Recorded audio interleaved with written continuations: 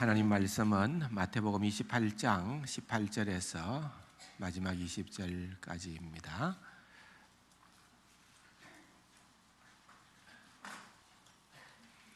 찾아서 쓰면은 같이 읽도록 하겠습니다.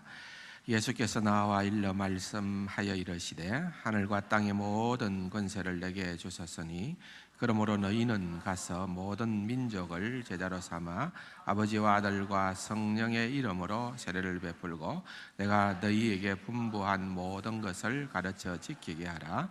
볼지어다 내가 세상 끝날까지 너희와 항상 함께 있으리라 하시니라. 아멘. 감사합니다. 2017년 한 해는 정교개혁 500주년이 되는 아주 특별한 한 해다는 말씀을 드렸습니다. 우리 교단적으로도 이 정교개혁 500주년과 맞물려서 계속해서 이렇게 매월 특별한 그런 주제를 나누기를 원하고 또 기회가 되면은 언제 또 전문가들 또 이런 부분에 탁월한 신학자들을 또 모시고 종교개혁에 대해서 저희들이 좀 더 풍성한 그런 은혜들을 나눌 수 있는 시간들을 마련해 보겠습니다. 지난달에는 종교개혁과 관련되어서 주제가 뭐였습니까? 예배였습니다. 예배. 잊어버렸습니까? 지난번에 종교개혁과 예배라고 하는 주제로 말씀을 드렸습니다. 이번 달에는 주제가 종교개혁과 교회입니다. 교회. 우리가 설정한 주제가 교회입니다.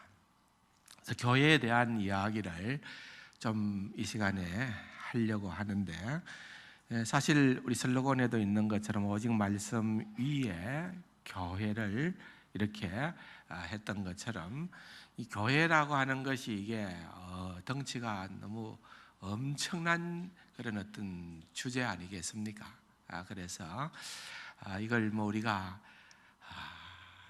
다 다룬다는 것이 너무나도 가슴 벅찬 일입니다만은 그러나 이 시간에 그럼에도 불구하고 우리가 좀 기억해야 되고 반드시 알아야 되는 그런 교회의 속성들에 대해서 말씀을 조금 드리려고 합니다. 요즘 뭐 정말 세대가 많이 변하고 있습니다. 뭐 스마트폰의 시대다 뭐 이렇게 해서 이제는 전화기가 더 이상 주고받는 전화의 기능을 넘어서서 이제 컴퓨터와 같은 그런 아주 많은 기능들도 갖고 있는 것을 보게 됩니다.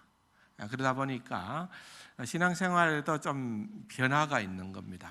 이제 가나안 백성들이 많아지는 겁니다. 여러분, 가나안이 무슨 말입니까?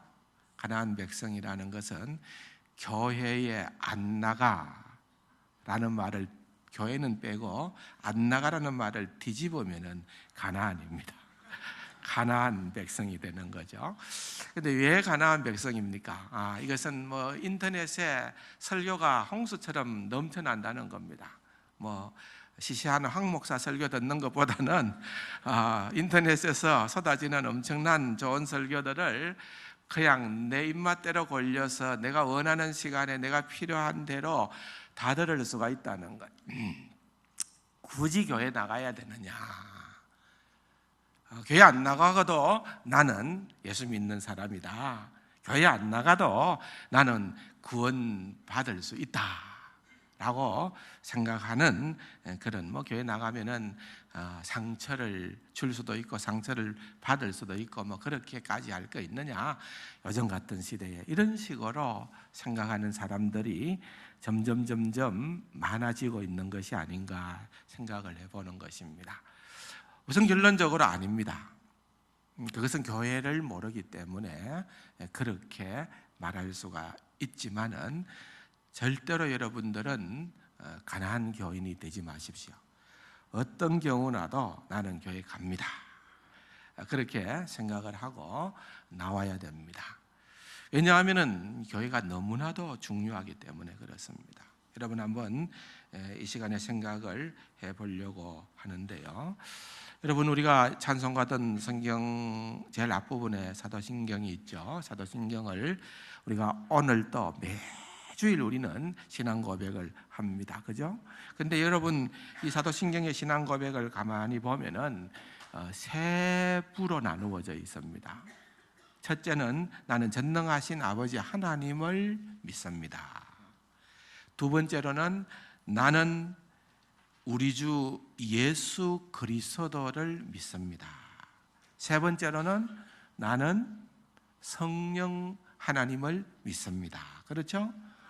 이게 어디에서 비롯된 겁니까? 사실은 이 삼위일체 하나님, 성경에 보면은 이제 삼위일체라는 표현은 없지만은 이제 성경학자들이 삼위일체 하나님을 주장을 하잖아요. 그런데 여러분 그것은 정확하게 성경적인 교리적으로 성경적인 거라는 것을 우리가 인정하기 때문에 우리도 이해할 수 없지만은 삼위일체 하나님을 믿습니다.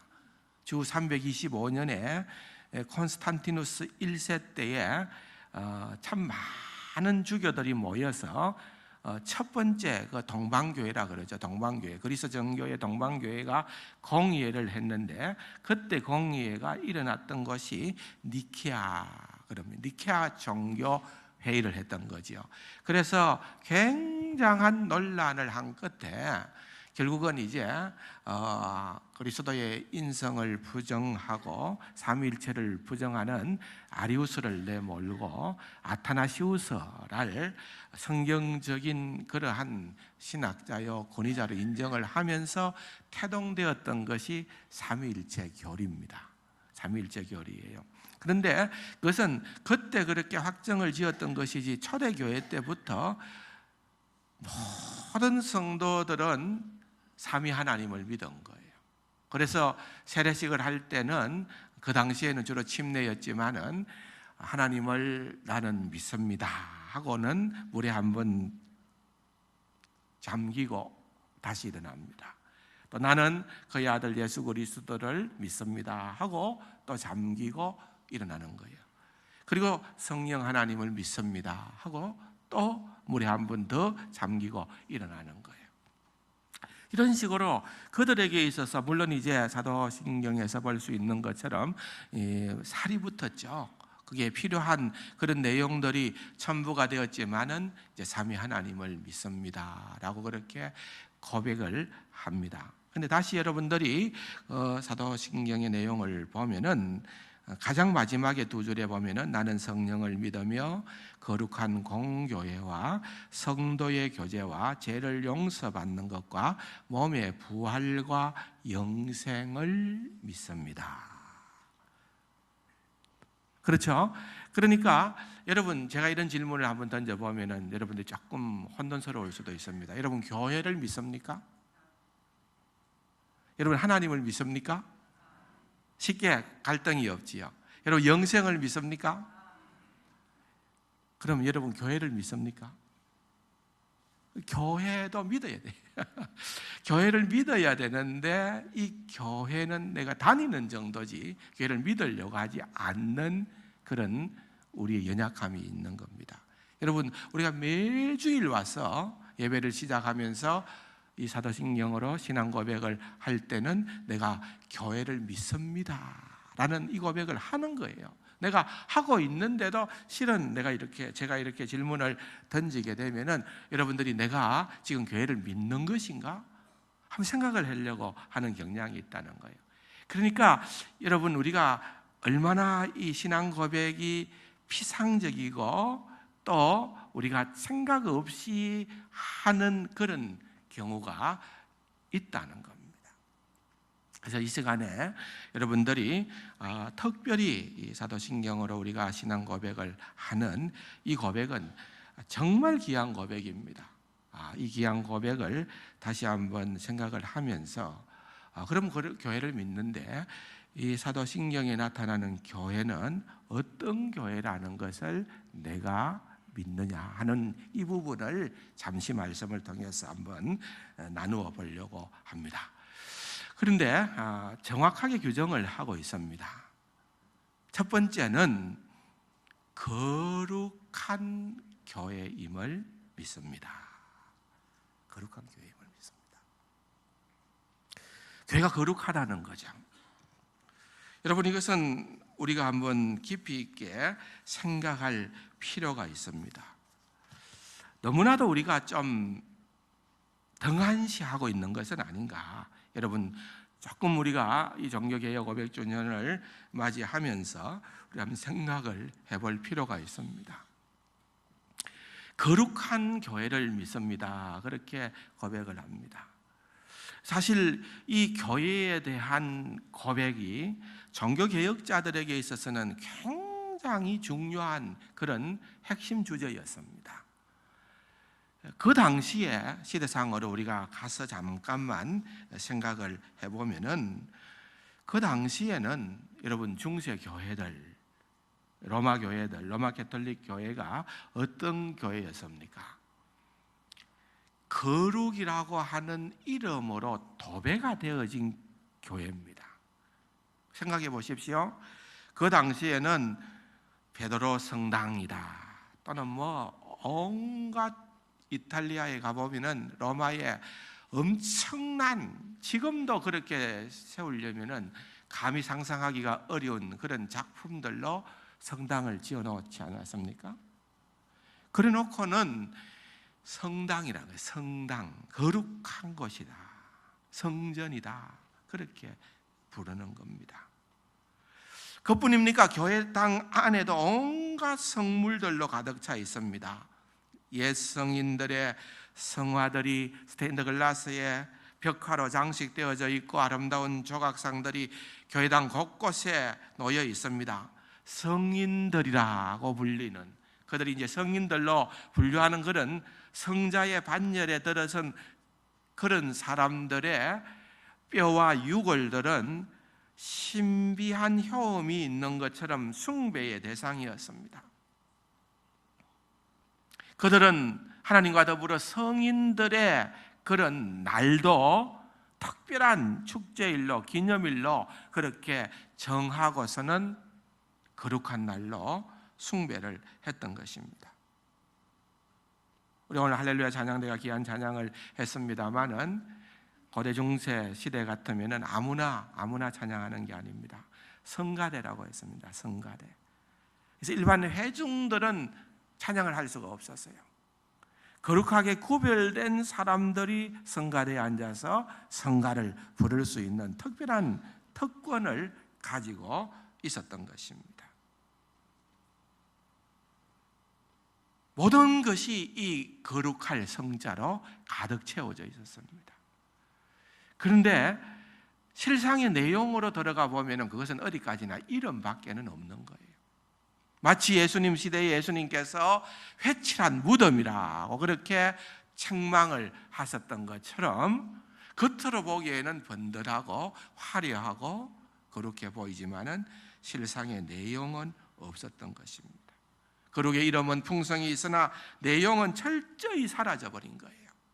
그런 안타까운 모습을 보면서 그런 성당을 유지하기 위하여서 그냥 힘에 지나도록 헌금을 해야 되는 그런 안타까운 모습들을 보면서 종교개혁자들은 이런 형식적인 거룩을 제거하기를 시작한 것입니다. 하나님의 말씀과 견주어 보아서 이것은 아니다, 이것은 가짜다, 이것은 거짓이다, 거룩들을 몰아내기 시작을 했던 겁니다. 그래서 더 이상 이제는 성전이라는 용어를 사용해서는 안 된다. 예배당이다. 성전은 사용할 수 있는 유일한 용어는 우리의 몸이 성전이라는 거예요. 우리의 몸이 성령님이 거하시기 때문에 성령의 전으로 성전을 이야기할 수 있으나 아무리 화려하여도 아무리 돈을 많이 들여서 지은 그러한 곳이라 하더라도 성전은 아니다는 것입니다. 성례도 7가지가 아니라 말씀의 거울로 비추어서 예수님께서 제정하신 세례와 성찬 이 2가지, 그것도 그 의미를 굉장히 단순화시켰습니다. 왜냐하면 로마 가톨릭 교회에서는 그 세례 주는 무리 또는 성찬식을 행하는 그러한 여러분 포도주와 떡이 특별한 의미를 가지고 있는 것처럼 했지만은 종교개혁자들은 그 의미조차도 말씀의 거울로서 진단을 하고 정리를 했던 것입니다.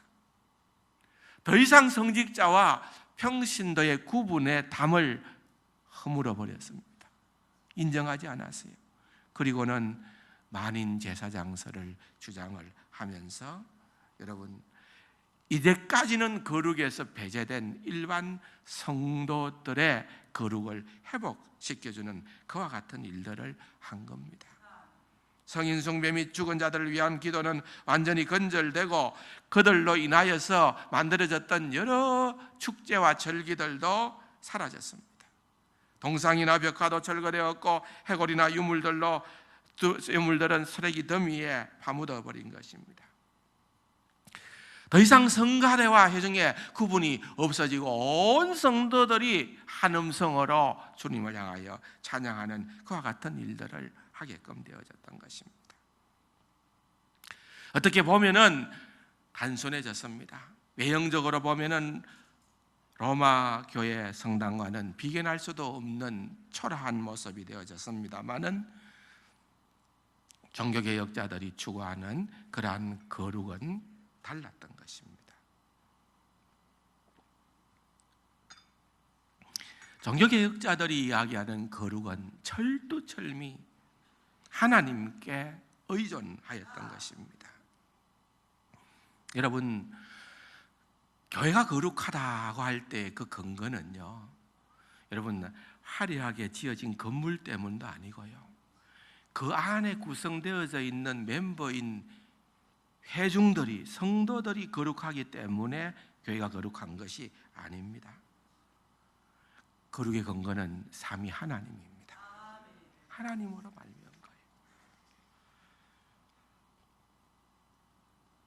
그래서 우리는 교회를 거룩하게 부르는 이유를 몇 가지 이해를 해야 됩니다.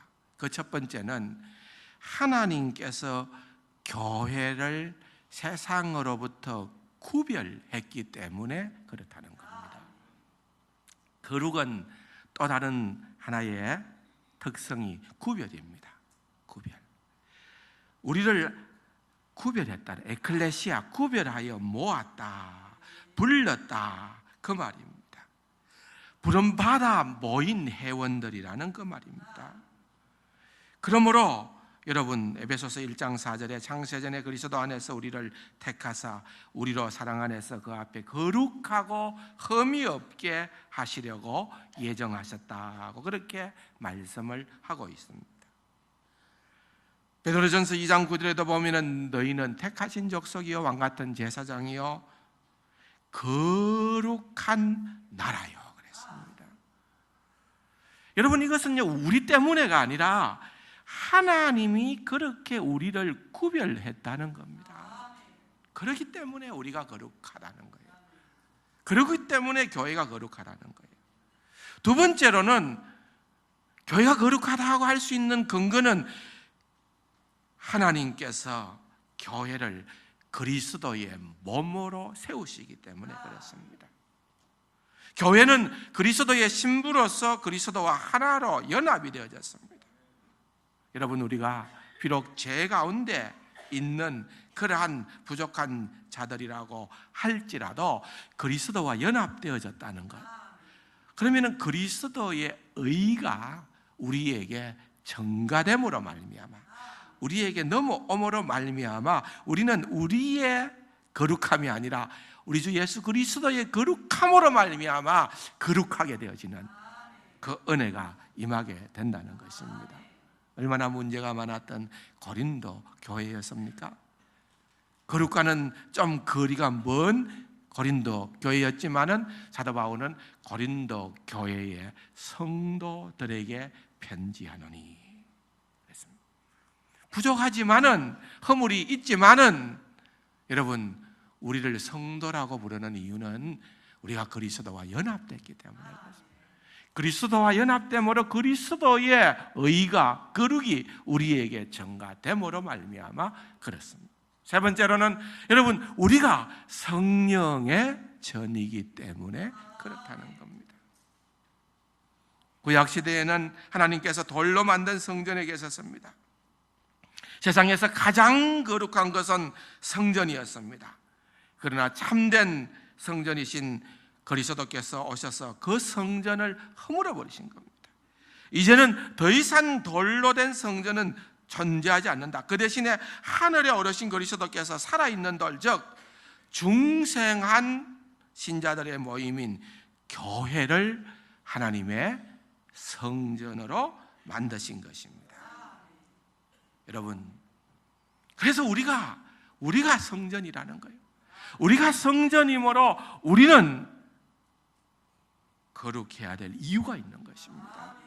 사랑하는 성도 여러분, 우리가 하나님의 영광이 임하는 그러한 성전이기 때문에 교회 지체인 성도들은 그에 합당한 거룩한 삶을 살아야만 하는 것입니다. 레위기서에 하나님께서 말씀하시기를 내가 거룩하니 너희도 거룩하라.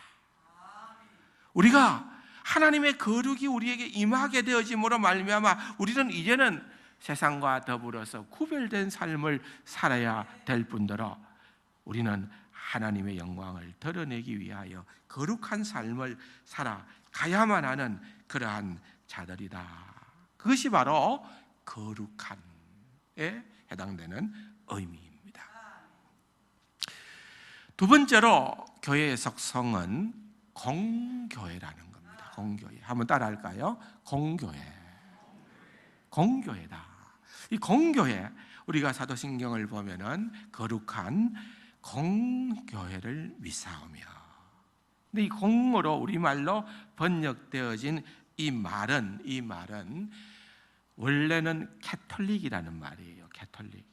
그러니까 거룩한 캐톨릭 교회를 믿는다, 그 말입니다. 근데 이제 이 캐톨릭이라고 하는 이 엄청나게 좋은 말이, 사실은 이게 이 사도신경에 보면은 모든 말들이 전부 다 성경으로부터 땄지만은 사도신경 가운데에서 딱 하나 성경 언어가 아닌 것이 캐톨릭이라는 이 말입니다. 그러나 이 말이 너무나도 유익한 말이고 이 말이 너무나도 필요한 말이기 때문에 넣은 거예요. 왜냐하면 삼위일체, 성경에 없어요. 그러나 삼위일체가 성경을 우리가 이해하는 데 정확하게 도움이 되는 것처럼 이 캐톨릭이라는 말은 굉장히 중요한 말입니다. 근데 이것을 우리가 그냥 로마 교회에 하면 어레이 로마 캐톨릭 교회라고 이렇게 얘기를 하기 때문에 이게 그냥 그들의 전유물로 간주할 거고, 또 우리는 그 말을 마치 쓰는 것이 뭔가 부적절하고 좋지 않다 하고 그렇게 생각하는 경향이 있다는 거죠. 그래서 이것도 지금 번역할 때에 참 고민을 했을 것 같아요. 공교회다 했는데 그 캐톨릭이라는 그 말의 의미는 너무 중요한 거예요. 로마 캐톨릭은 사실은 이 캐톨릭이라는 용어는 땄지만은 그들의 교회는 캐톨릭 교회가 아니었어요. 의미상으로 보면은 그래요. 마치 안산홍이 이름을 따가지고 하나님의 교회다 하고 이렇게 이단교회를 만들었는데, 여러분 하나님의 교회라는 그 이름이 얼마나 좋은 이름입니까? 그런데 우리가 마치 하나님의 교회라고 하면은 이 안산홍의 그 이단 교회가 그 이름을 사용을 하니까 우리가 좀 주저하는 것처럼 캐톨릭도 그런 의미가 우리에게 있다는 거예요. 그러나 여러분 오늘 이 시간에 생각을 해보는 것은요, 이 캐톨릭이라는 이 말은 너무나도 중요한 말입니다.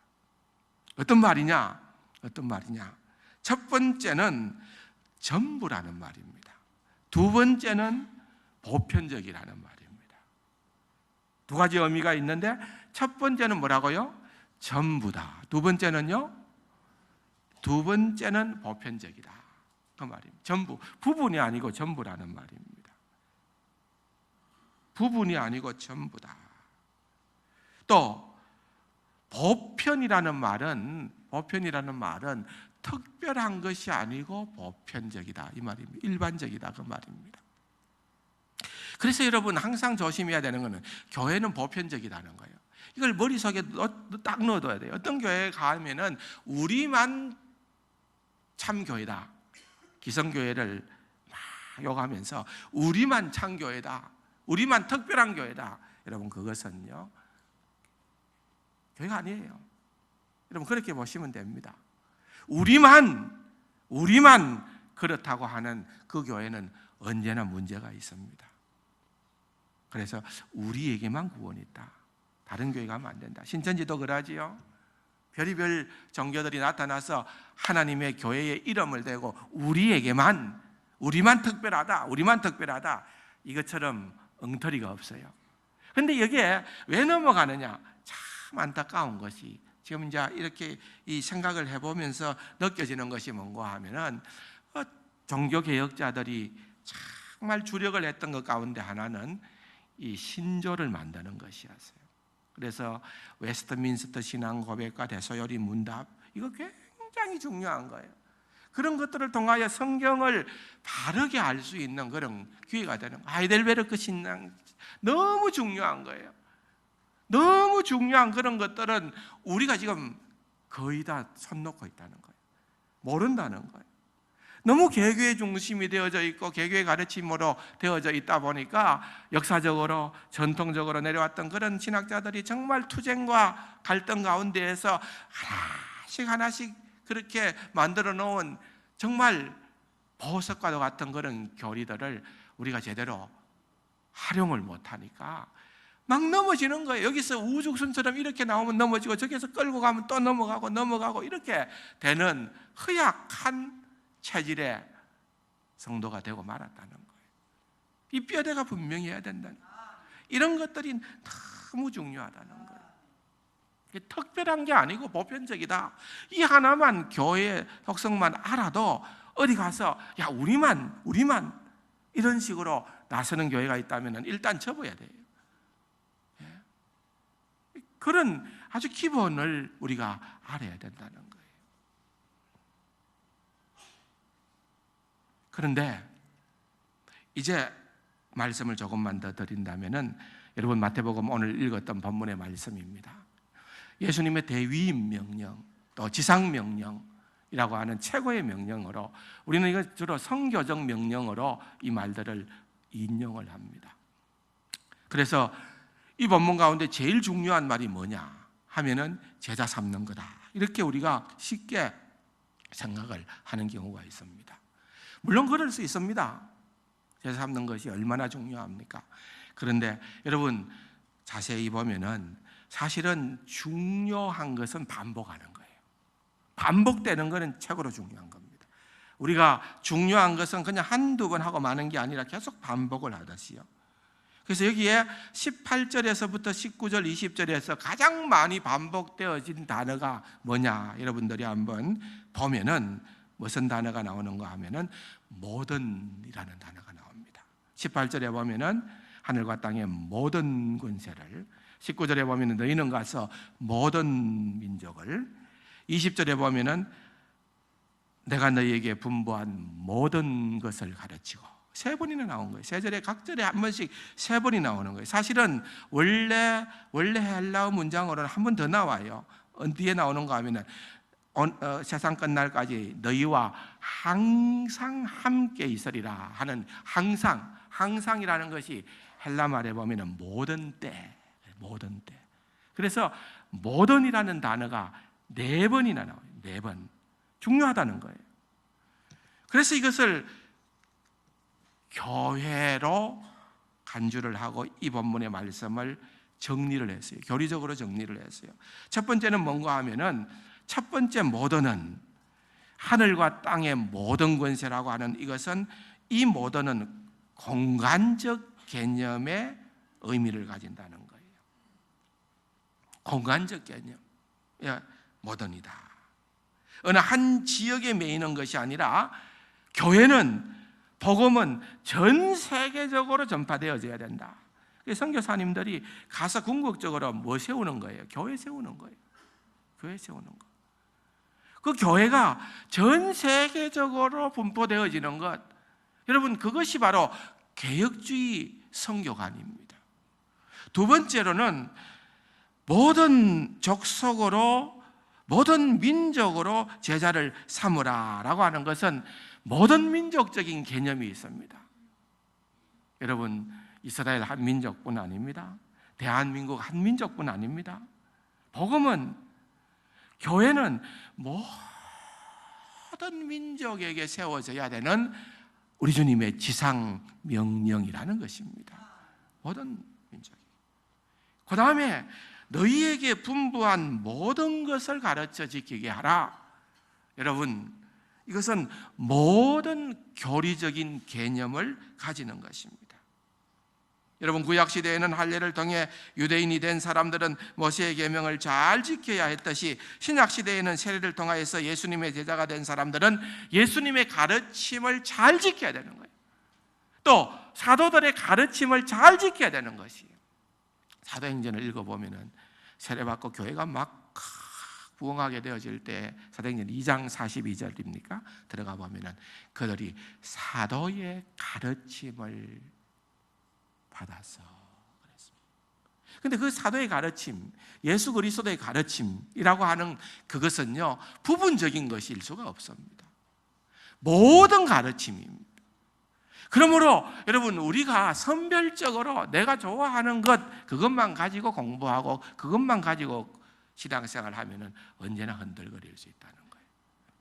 그래서 모든 것이라는 것, 굉장히 중요한 표현이고 말입니다. 네 번째로는 항상 함께 있으리라. 모든 때에 너희와 함께 있으리라. 시간적 개념입니다. 참된 캐톨릭 보편적 교회는 일시적이지 않고 예수님이 오실 그날까지 존재하는 그러한 교회라는 것입니다. 이 네 가지 속성, 이런 여러분 보십시오. 거룩한 공교회, 그 보편성에 오늘 본문에 나타나는 것을 가지고 네 가지를 우리가 생각을 하고요. 또 교회라고 하는 것은 시간이 없기 때문에 그냥 말씀만 드립니다. 교회는 단일성이 있어야 되고요. 교회는 사도성이 있어야 되고, 교회가 바로 그와 같은 교회가 되어질 때에 여러분, 교회 없이 구원받을 수 있다는 그런 말을 누가 감히 할 수가 있겠느냐는 거예요. 아니라는 거예요.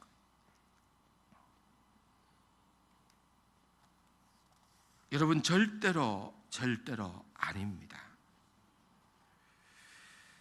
말틴 루터가 교회를 믿습니다라고 하는 의미에서 이런 표현을 했습니다. 우리는 나는 교회를 믿습니다라고 고백을 하듯이 교회 또는 회중이 성령 안에 존재하고 항상 영적인 것을 믿습니다. 이 믿는다는 대상은 보이거나 만질 수 있는 것이 아닙니다. 왜냐하면 믿음은 보이지 않는 것에 속하기 때문입니다. 바라는 것의 실상이요, 보이지 않는 것에 속하는 거죠. 그렇다면 어떻게 베드로나 심지어는 교황이 교회나 회중을 다스리거나 경영할 수 있습니까? 그들은 누가 거룩한 자인지도 알 수 없고 볼 수도 없기 때문입니다. 그들 역시 우리와 마찬가지로 이 신앙 조항을 믿어야 될 대상들입니다. 오직 그리스도만이 이 회중을 볼 수 있고 그들로 모두 하나로 모아 보호하고 다스리신다. 그렇게 루터는 얘기를 하고 있는 것입니다.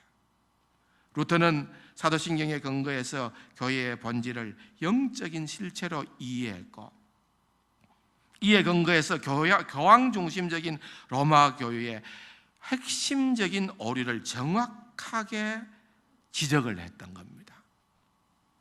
그래서 교회를 믿으며 라고 하는 이것이 결국은 교회를 믿는다, 성도의 교제와 이 전개되어지는 이후의 모든 것들은 성령님의 기본적인 사역이라는 겁니다. 성령님의 사역을 우리가 믿는다는 것을 의미하는 것입니다. 사랑하는 성도 여러분, 그래서 웨스트민스터 신앙 고백서에 보이면은 이런 고백을 하고 있습니다. 보이는 교회 또는 복음 아래서 보편적이고 세계적인 교회이다. 즉 전에 모세율법 아래에선 그랬던 것처럼 한 나라에만 국한되는 것이 아니다.